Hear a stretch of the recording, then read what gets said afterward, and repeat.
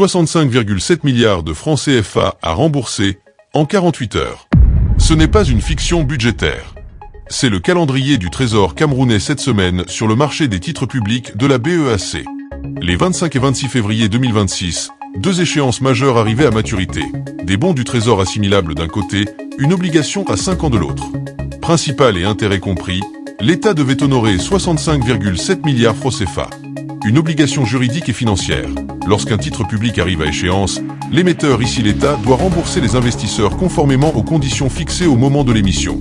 Face à cette séquence, le Cameroun a choisi une voie connue en finances publiques. Retourner sur le marché pour lever 70 milliards francs CFA, soit un montant légèrement supérieur aux sommes dues. Objectif affiché, refinancer. Mais derrière cette mécanique technique se cachent plusieurs enjeux. Comment fonctionne réellement ce marché régional des titres publics? Que implique juridiquement une émission de BTA ou d'OTA? Et surtout, jusqu'où peut-on refinancer sans alourdir la charge future? Dans ce reportage, nous allons d'abord exposer les faits vérifiés, puis analyser les implications économiques et juridiques d'une stratégie de roulement qui, si elle est classique, n'est jamais neutre.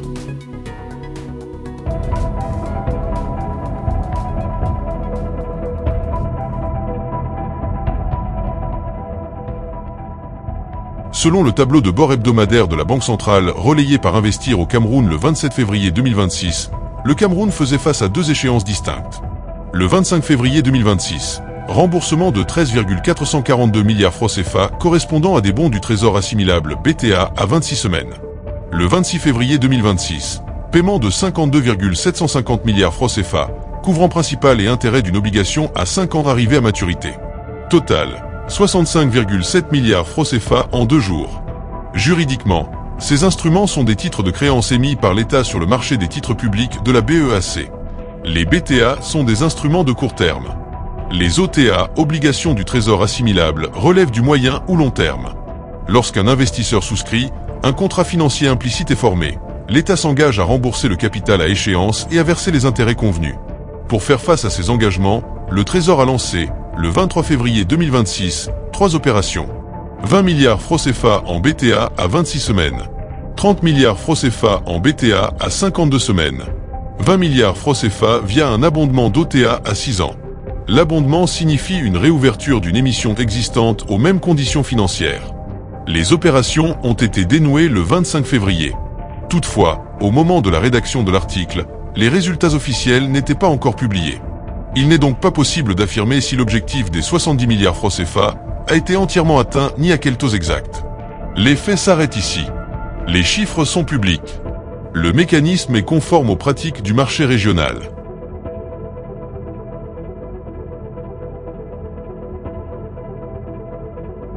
La stratégie adoptée relève d'un mécanisme appelé refinancement ou roulement de la dette. Concrètement, l'État émet de nouveaux titres pour rembourser ceux arrivés à échéance. Cette pratique est courante dans la gestion moderne de la dette publique. Sur le plan budgétaire, l'avantage est immédiat. Éviter une sortie massive de liquidités en puisant directement dans les caisses de l'État. Cela permet de préserver des marges de manœuvre pour d'autres dépenses prioritaires. Mais ce choix n'est pas neutre. Première question, à quel coût?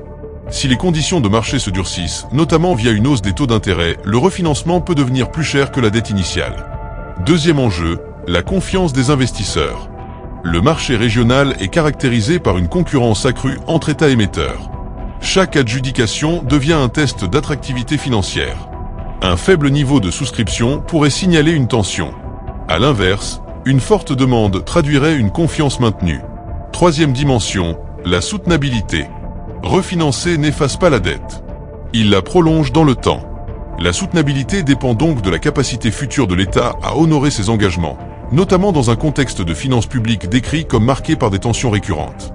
À ce stade, faute de publication officielle des résultats, toute conclusion sur la réussite complète de l'opération resterait spéculative. Les données à venir seront déterminantes pour évaluer le coût réel et la réception par le marché.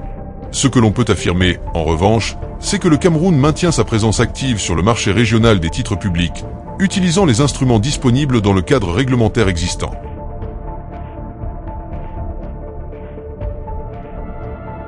La stratégie adoptée relève d'un mécanisme appelé refinancement ou roulement de la dette.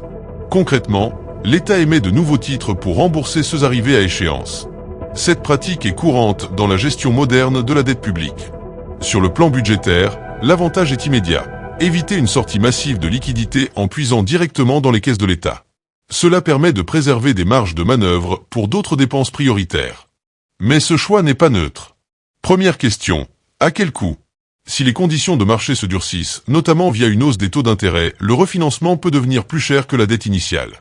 Deuxième enjeu, la confiance des investisseurs. Le marché régional est caractérisé par une concurrence accrue entre États émetteurs. Chaque adjudication devient un test d'attractivité financière. Un faible niveau de souscription pourrait signaler une tension. À l'inverse, une forte demande traduirait une confiance maintenue. Troisième dimension, la soutenabilité. Refinancer n'efface pas la dette. Il la prolonge dans le temps. La soutenabilité dépend donc de la capacité future de l'État à honorer ses engagements, notamment dans un contexte de finances publiques décrit comme marqué par des tensions récurrentes. À ce stade, faute de publication officielle des résultats, toute conclusion sur la réussite complète de l'opération resterait spéculative.